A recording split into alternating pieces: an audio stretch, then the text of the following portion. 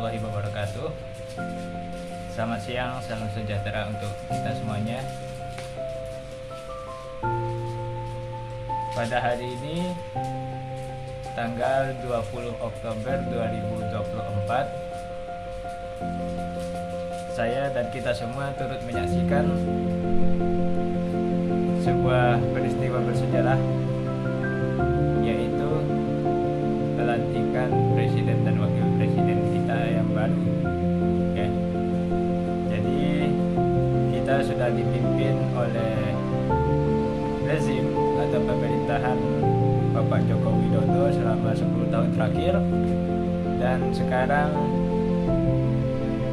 mandat pemerintahan, terutama mandat dari rakyat, akan diteruskan oleh pemimpin kita yang baru.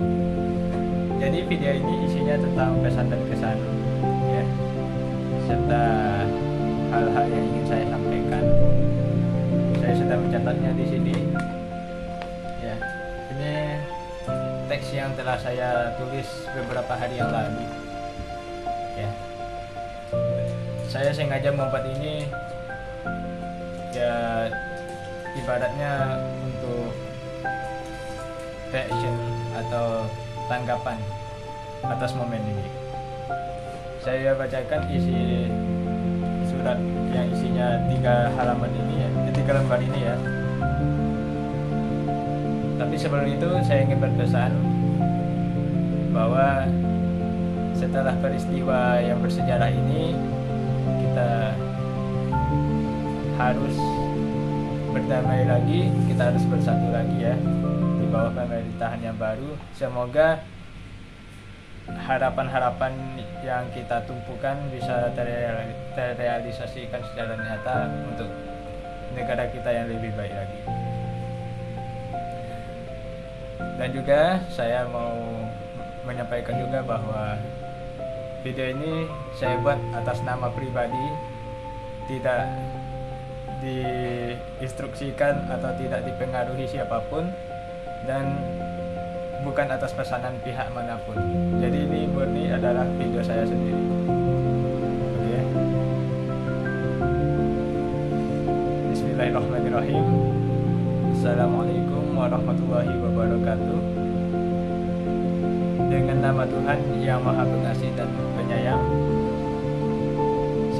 salam dan sejahtera untuk pemirsa sekalian. Saya adalah seorang dari ratusan juta anak-anak Indonesia yang masih berangan di bawah bayangan mimpi. Saya adalah satu dari jutaan generasi post milenial yang menikmati warisan pemimpin-pemimpin sebelumnya.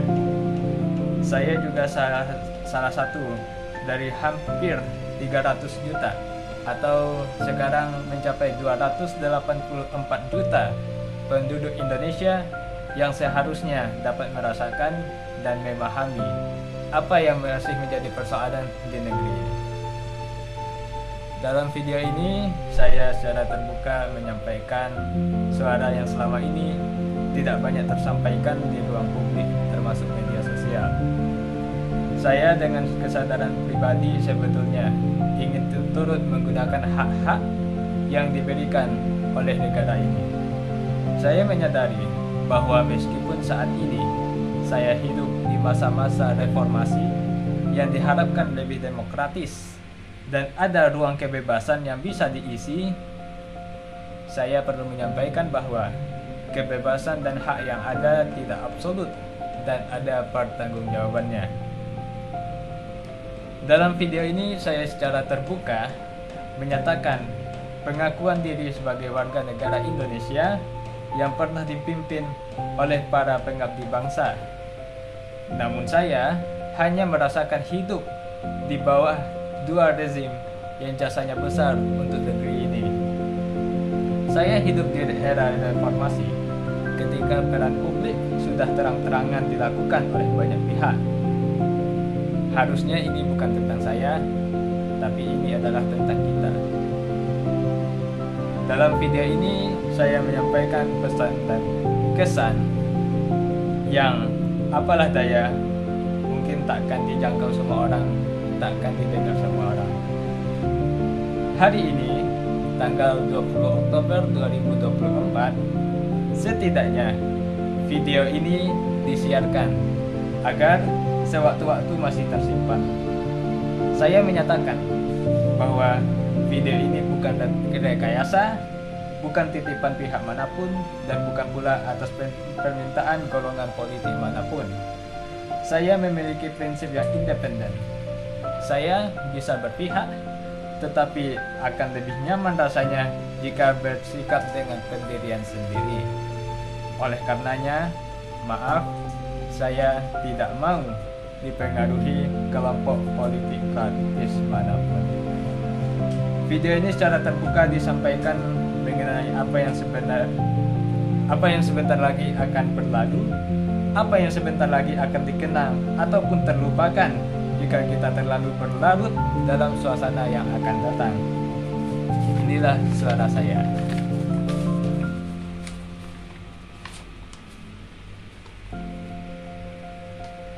Ketika seorang negarawan dari kalangan sipil tiba-tiba dipercaya sebagai presiden, saat itu saya masih di bangku sekolah.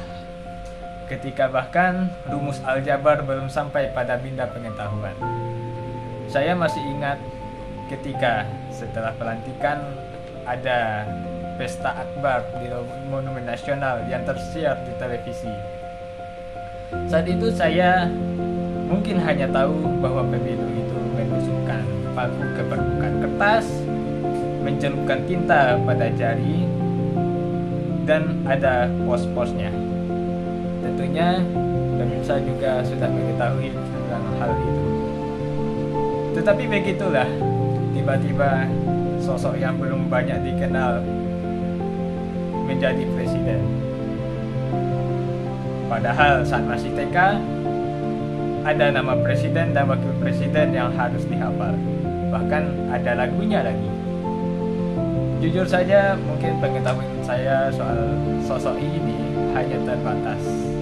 Sebatas ketika pada kelas SD dahulu, yang saat itu masih hangat-hangatnya isu larangan pungli atau nama-nama kabinet yang ditemukan di buku undang-undang dan bahkan ada di gerobak sate. Masih hangat pula isu ketika terjadi kabut asap yang pernah melanda Pulau Sumatera bahkan sampai ke negeri tetangga, dan tentunya kita tahu bahwa ada serangkaian peristiwa-peristiwa lainnya. Belum banyak hasil nyata yang bisa saya rasakan, tetapi seiring bertambah waktu saya mulai paham. Dalam video ini saya dan kita mengenang bagaimana sosok negarawan ini melakukan apa saja yang beliau bisa, sampai-sampai tak ada waktu untuk menghitungnya. Saya hanya anak biasa yang hanya dapat informasi lewat televisi. Saat benda gepeng serbaguna hadir, makin banyak informasi yang bisa diterima. Ada banyak sekali hal-hal wah yang muncul dari rezim pemerintahan ke-7 ini. Mulai dari pembangunannya sampai kontroversinya lengkap. Bahkan kita tahu bahwa sosok ini rajin menayangkan konten-konten di dunia maya, dan yang lebih diminati lagi, sepeda. Dalam video ini saya secara terbuka mengungkapkan kekaguman dan rasa terima kasih saya atas hal-hal positif yang telah tercipta. Saya menyaksikan sendiri banyak hal-hal baru, misalnya inovasi perayaan Hari Jadi Republik Indonesia.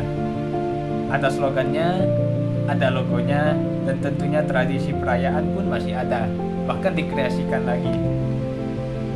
Dalam video ini juga saya bermaksud mengingatkan bahwa pada upacara peringatan kemerdekaan yang ke-70 tahun, ada kapsul waktu yang masih terkubur di bumi Merauke yang katanya akan dibuka pada tahun 2085 mendatang.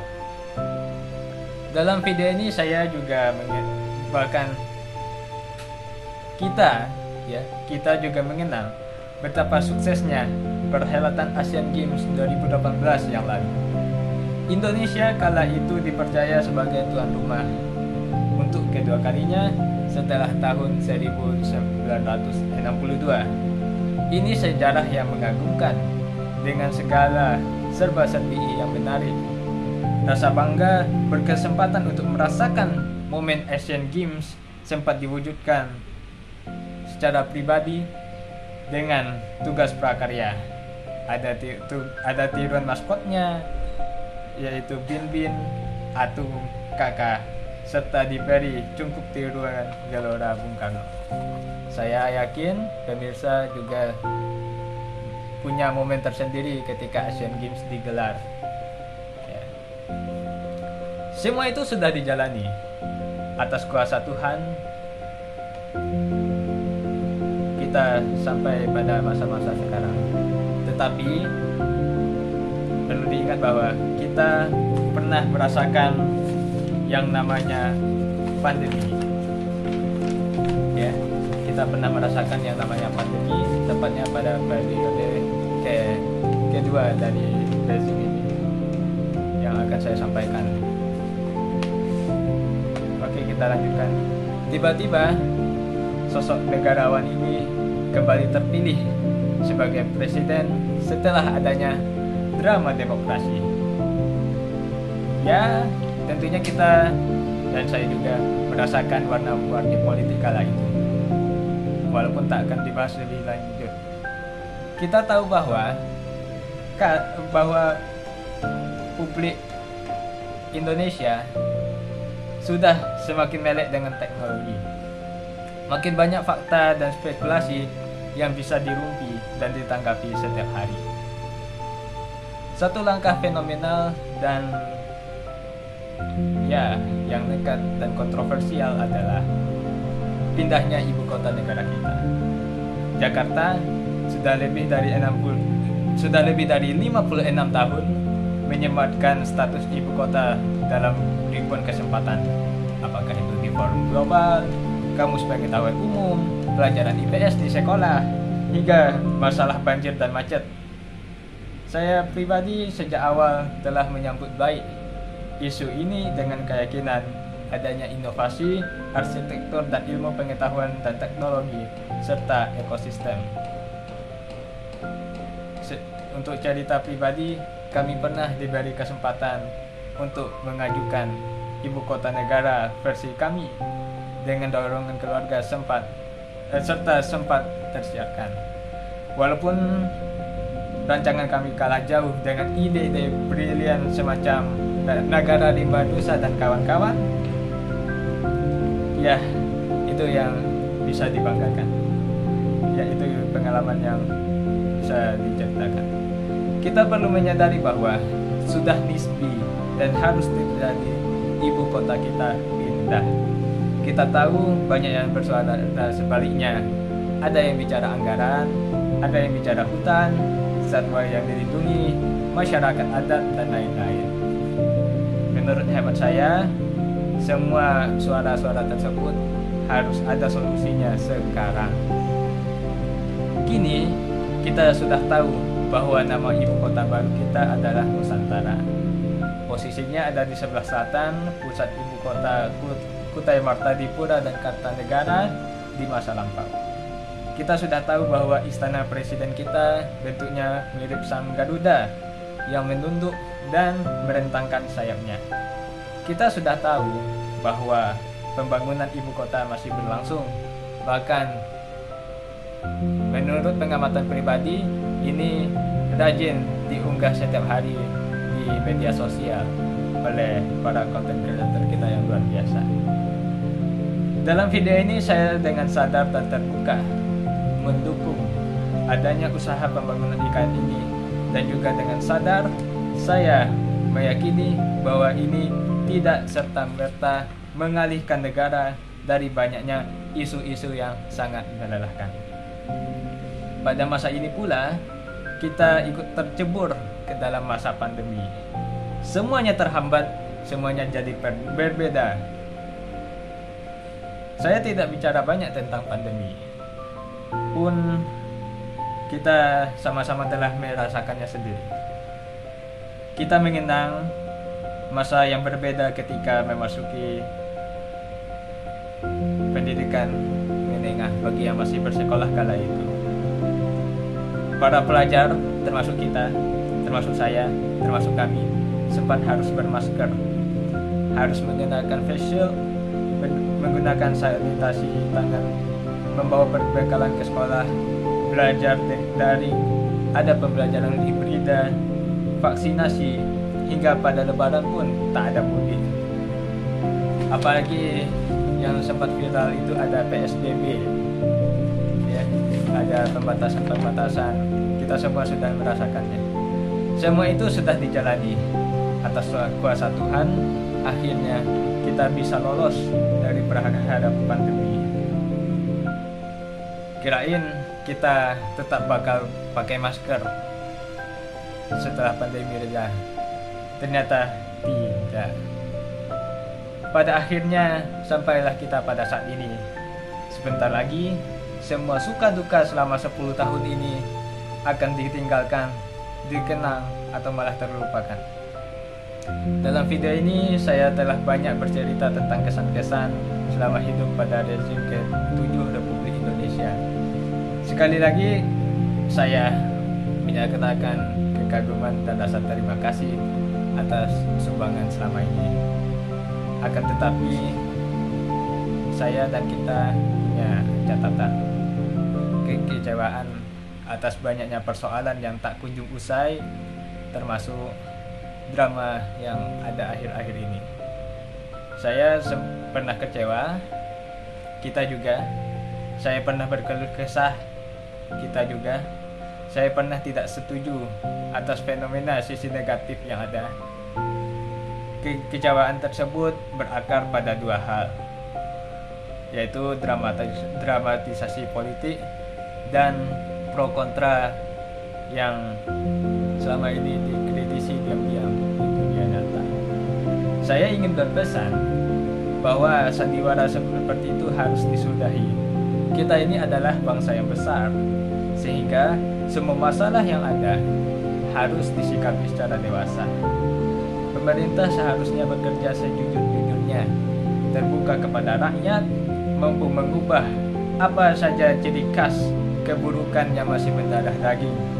Pun publik begitu pula seharusnya lebih dewasa dalam mengatasi masalah dan mengkritisi kebijakan atau fenomena dengan rasional, objektif, tidak parsial, tidak ditunggangi politik praktis, mau klarifikasi, serta seharusnya kritik dan tanggapan dilayangkan atas dasar cinta negara.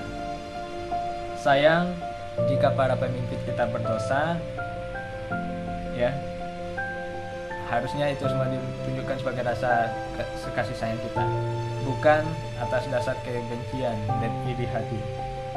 Saya memohon secara terbuka agar kita melepas tabiat-tabiat buruk kita selama ini. Ini untuk semuanya tanpa terkecuali. Pemerintah tidak selalu benar, tidak selalu salah. Kita juga tidak selalu benar, dan semoga kebenaran ada pada kita. Jika moral dan adab tak lagi kita punya, maka tugas kita hanya menunggu waktu. Pada akhirnya, sampailah jua pada akhir video ini. Saya mengucapkan terima kasih atas jasa, pengabdian, dedikasi, inovasi, dan semua yang telah dihadirkan selama ini. Terima kasih karena telah menjadi bagian dari sejarah. Kami, rakyat Indonesia, ikut terlibat di dalamnya. Saya juga meminta agar dengan sadar, jujur, dan bertanggung jawab, marilah kita akui kesalahan dan semua duka yang ada. Teruntuk pemerintah Republik Indonesia, kalaupun video ini sempat disinggahi, tolong tunjukkan sikap negarawan sejati dengan meminta maaf, rela bertanggung jawab atas rapor merah yang dilayangkan rakyat setiap hari. Teruntuk semuanya, sudah saatnya kita ubah cara pandang dan moral yang masih bagus, sampai-sampai membuat orang lain kecewa, sampai-sampai orang salah paham tentang kita. Kita kita masih nyaman dengan gelar STM rendah, IQ 78, netizen terbarbar, anak abah, oke gas, baterai lemot, cebong, kampret, pokoknya semua. Tinggalkan semua itu. Karena gelar yang seharusnya adalah putra putri kesayangan Ibu Pertiwi. Pilihannya menang, pilihan saya juga menang. Kalau pilihannya kalah, maka pilihan saya juga kalah. Siapa yang terpilih, itu yang akan memimpin kita untuk 5 tahun ke depan. Sebentar lagi kita akan masuk era yang baru, rezim yang baru.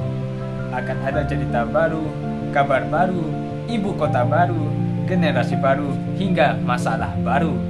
Terima kasih atas perhatian dan mau mendengarkan isi pesan yang terlupakan ini. Tidak semua bisa saya ungkapkan, ada batas yang harus dijaga bersama. Saya anak Sumatera yang berkelana di Jakarta. Selamat bertugas dengan penuh pengabdian untuk pemimpin kami yang baru. Sekali lagi, demikian pesan dan kesan yang bisa saya sampaikan lewat video ini. Semoga negara kita jadi lebih baik lagi, dan semoga kita bisa aktif untuk menyampaikan edukasi, untuk menyampaikan aspirasi dengan cara yang beradab, dan kita semua harus bisa memanfaatkan media ini dengan sebaik-baiknya. Saya akhiri video ini dengan Assalamualaikum warahmatullahi wabarakatuh. Selamat memasuki periode yang baru. Kita Indonesia merdeka.